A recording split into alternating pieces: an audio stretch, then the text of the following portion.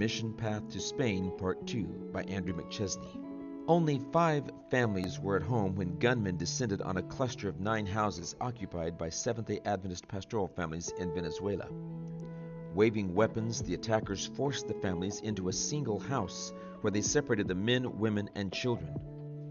Police arrived and surrounded the house, leading to a standoff that ended peacefully 10 hours later, when at 3 a.m. the gunmen fled into a forest behind the house. The wives and children of the 9 pastoral families were relocated after the 2016 attack. The pastors worked alone for several months as they waited for new placements. Several moved to other countries to serve as pastors. Luis Paiva, who had served as a pastor for about a decade, wasn't sure what to do. Life had been difficult in economically volatile Venezuela before the attack. Money was tight and food was scarce. For 3 years, he had been struggling to pay off a loan. But he couldn't even keep up with interest payments, and the debt had swelled to $1,000.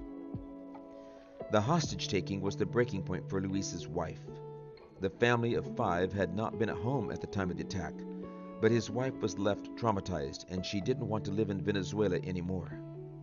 Luis agreed that the country wasn't safe, but he didn't feel right about leaving an unpaid debt. Luis prayed for a sign. He didn't usually ask for signs because he believed that God could lead without them, but he didn't know what else to do. Lord, if you work a miracle and help me pay this debt, that will be the sign for me to leave Venezuela, he prayed.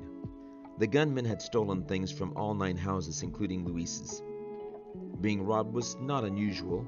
Luis's home had been broken into many times over the past year, but he had not filed any insurance claims.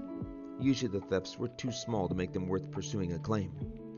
But after the last theft, church leaders offered compensation for everything stolen over the past year if Luis obtained a stamped police report confirming the latest theft.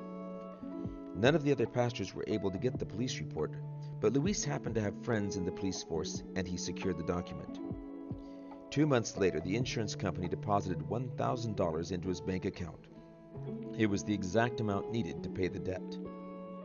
I didn't benefit from that money, said Luis, who is a missionary in Spain today. But I understood that God sent the money so I could pay off the debt. I knew that God also would bless the plan to leave the country.